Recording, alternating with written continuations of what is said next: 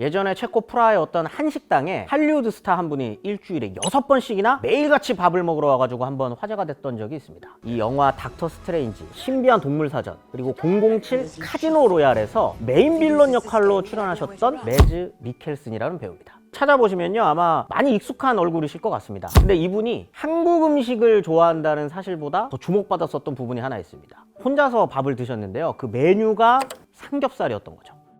이 한국 사람들도 사실은 이 식당에서 혼밥할 때 삼겹살 먹는다 그러면 이게 난이도가 굉장히 높은 메뉴거든요. 근데 이 배우의 혼밥 모습이 굉장히 능숙해 보였던 거죠. 삼겹살을 집게로 이렇게 들어가지고 구우면서 요거까지는 할 수 있는데 이 다음 게 진짜거든요. 영상을 틀어놓은 것 같아요. 이 휴대전화를 비스듬히 세워놓은 다음에 블루투스 이어폰을 착용하고 고기를 먹었었던 거죠. 전형적인 혼밥의 어떤 모습 아니겠습니까? 근데 사실 한국도 이게 요즘에는 1인 가구가 워낙 많이 늘어나다 보니까요, 이제는 혼자 밥을 먹고 이 술도 마시고 쇼핑도 하고 영화도 보고 심지어 여행까지 가게 됐습니다. 혼자만의 시간을 즐기는 것도 이 개인의 취향으로 요즘은 존중을 받고 있는 거죠. 이제는 혼자 뭘 해도 이상하지 않은 세상이 된 것 같습니다. 대체 언제부터 왜 이렇게 된 건지 궁금하지 않으십니까? 세상의 모든 것들이 탄생한 이유를 밝혀드립니다. 저는 역사학자 김재현이고요. 본스토리 오늘의 주제는 혼밥입니다. 와, 미쳤다.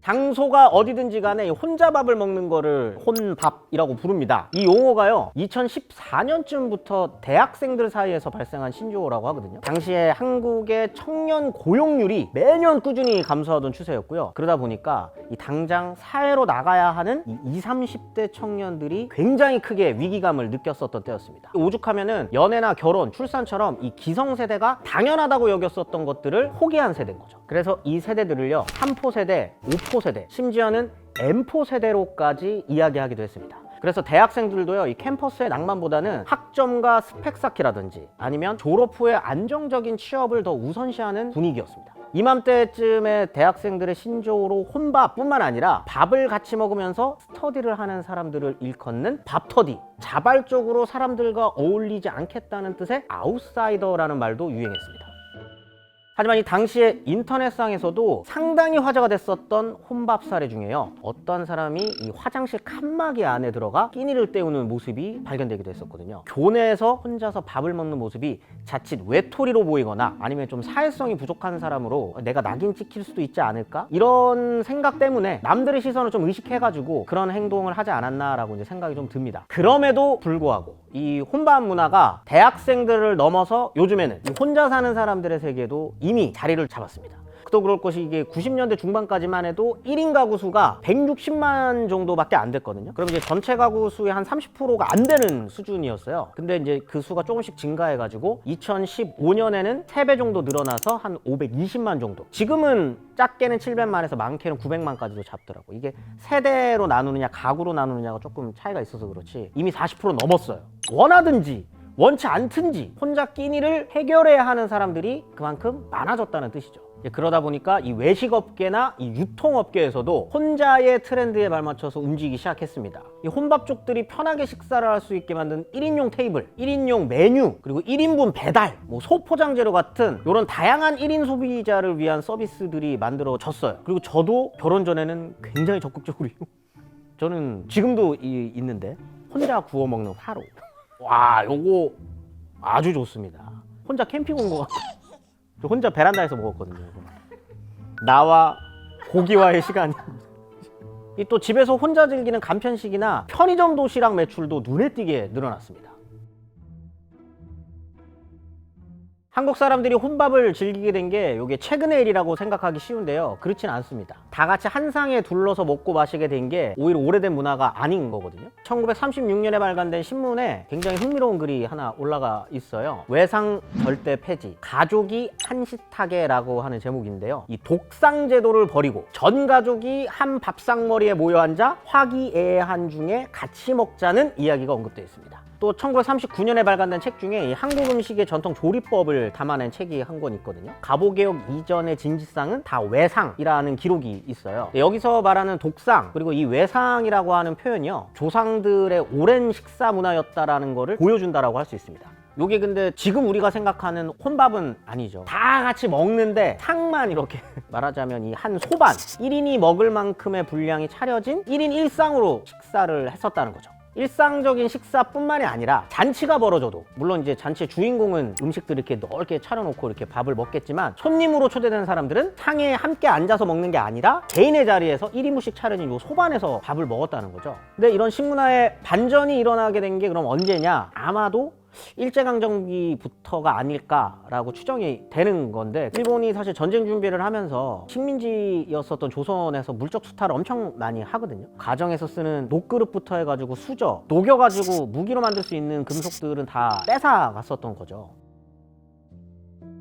그러다 보니까 이 1인 1상으로 밥상을 꾸리기에는 식기가 부족했다라는 말도 있고요. 그것보다 사실 더 근본적인 게 있습니다. 그렇게 나눌 밥이 없어요. 반찬이 없어요, 반찬이. 근데 이러한 어려움이 그렇다고 한국이 해방됐다고 해가지고 조금 달라졌느냐? 그렇지도 않았습니다. 이 오죽하면 1949년 문교부에서 국민의식생활 개선을 위한 실천요항이라고 하는 거를 내놨는데요. 그 중에 하나가 가족이 각 상에서 식사하는 폐해를 없애 공동식탁을 쓸 것이라는 내용이 있는 거죠. 그 이후에 50년 들어가면 한국전쟁 발발하고 60년대 이전까지 당연히 빈곤한 상태를 계속적으로 유지할 수밖에 없었던 거죠. 그러니 뭐 당연하지 않겠습니까? 음식만 있다면 다 같이 한 자리에 모여서 나눠 먹을 수밖에 없었던 거죠. 시대가 변화하다 보니까요, 이 대가족이 함께 모여 살면서 한 상에 모여서 숟가락을 부딪히는 모습도 이제는 사실 좀 보기 힘든 풍경이 돼버렸습니다. 근데 아무리 1인 가구가 많아졌고 이 식문화가 변화했다고 하더라도요, 이 혼밥을 하는 풍조에 대해서는 세대 간의 입장이 뚜렷하게 다른 편입니다. 한 기업에서 임직원들을 대상으로 이 혼밥에 대해 어떻게 생각하는지 설문조사를 한번 해봤대요. 20, 30대 직원들은 합리적이다, 자율적이다, 자유롭다, 편안하다, 효율적이다 등 주로 긍정적인 단어들을 떠올렸습니다. 근데 이 40, 50대 직원들한테 한번 물어보니까 외롭다, 공허하다, 불쌍하다, 허무하다, 애초롭다, 우울하다 등 이 비교적 좀 부정적인 단어들을 떠올리는 사람들이 더 많았습니다. 이건 사실 좀 기성세대가 식사를 하는 행위에 대해서 어떤 의미를 부여하고 있었는지 들여다볼 수 있는 부분이기도 한 것 같아요. 이 한 국어학자가 혼밥이라는 말의 등장이 식구라는 단어의 설 곳을 점점 위태롭게 하고 있다라고 이야기도 했거든요. 이 과거에 사실 우리는 이 가족을 가리켜서 식구라고 부르지 않았겠습니까? 식구. 이 말 그대로 한 상에 둘러 앉아서 끼니 때마다 함께 밥을 먹는 사람들이라는 뜻이거든요. 밥 때가 되면은 이제 집에 들어가고, 누군가가 오지 않으면 배고픔을 견디면서 좀 기다리고, 어떻게 보면은 식사라는 행위 자체가 단순히 허기만 채우는 게 아니라 나와 연관된 사람들과 이제 소통하는, 커뮤니케이션을 하는 게 목적이었다, 이렇게 볼 수 있는 거죠. 근데 이 한 문학평론가가 이때를 분기점으로 공동체 중심이던 한국 사회가 생존을 위한 개인화에 돌입했다라고 평가를 한번 했거든요. 그러니까 해방 이후에 정부가 수립되고 또 전쟁을 겪고 또 체제를 바로잡고, 이 과정에서 이 사회 안전망 자체가 무너진 상황이다 보니까 이 사람들이 자연스럽게 의지할 구석이 가족밖에 남지 않았다고 인식했다는 거죠. 요런 문화가 송두리째 흔들리는 격변의 시기가 한번 있었습니다.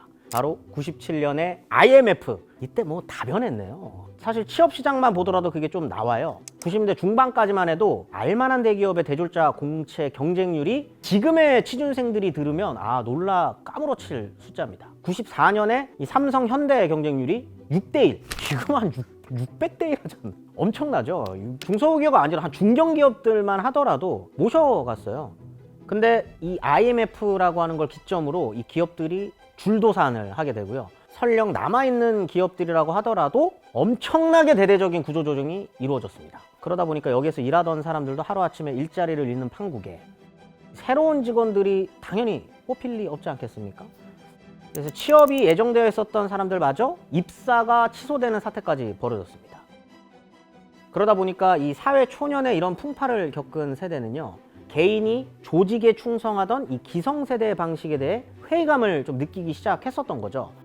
그리고 이 정글 같은 자본주의에서 살아남는 방법은 개인의 역량에 달렸다는 사고방식으로 조금 변화가 된 겁니다. 한국인들은 유독 밥과 관련된 인사를 많이 하곤 합니다. 이 일상에서 만나면 밥 먹었어? 라고 이제 물어보기도 하고요. 오랜만에 안부를 묻는 사람에게 밥은 먹고 다니냐? 뭐 이렇게 묻기도 하고요. 언제 밥 한번 먹자? 뭐 이렇게 얘기하기도 하잖아요. 또 고마움을 전하는 인사로 나중에 밥 한번 살게 뭐라고 이야기하기도 합니다. 이렇게 보면 밥은 단순히 식사나 끼니 의미가 아닌 반가움과 걱정 그리고 기쁨의 감정을 담고 있는 것은 아닐까 생각됩니다. 오늘 혼밥을 하든 또 누군가와 함께 밥을 먹든 이 모쪼록 여러분에게 힘이 되는 밥심이 충전되는 시간이었으면 좋겠습니다. 혼밥에 대한 여러분들의 생각은 어떠십니까? 다음 주에 또 다른 탄생의 이야기를 가지고 돌아오겠습니다. 여기 인터넷에 화제가 되는 혼밥 레벨 테스트라는 게 있어가지고 한번 하나씩 보면 좋을 것 같거든요. 편의점에서 삼각김밥이나 라면 혼자 먹기 이거는 뭐 다 가능하지 않으세요? 이건 저 거의 일상이었는데 논문 쓸 때 한 4년 동안 같은 메뉴만 먹었어요. 무조건 가능이죠. 백반집, 중국집 같은 일반 음식점에서 혼자 먹기. 저 주말에는 제가 특식으로 먹는 게 저런 거. 평일에는 이제 편의점, 주말에는 이제 백반 한 번씩 먹으러. 저거 뭐 어렵지 않습니다. 소문난 유명 맛집에서 혼자 먹기. 저거는 당연한 거 아닌가요? 웨이팅 걸렸을 때 혼자 있는 손님을 먼저 빼줍니다. 부르거든요. 혼자 오신 분 이러고 저 이렇게 하면은 근데 이거 완전 꿀팁인데. 패밀리 레스토랑에서 혼자 먹기. 근데 이거는 비싸서 최고 레벨 술집에서 술 혼자 마시기. 전 단골도 있습니다. 거긴 제가 딱 들어가면은 좋은 분이 알아서 원래 그 시던 거 주세요. 그럼 이렇게 해서 핸드폰 딱 넣어놓고 나와 음식과의 어떤 긴밀한 교감. 그렇습니다. 저는 그래서 혼밥이 뭐 그렇게 어렵게 느껴지지는 않습니다.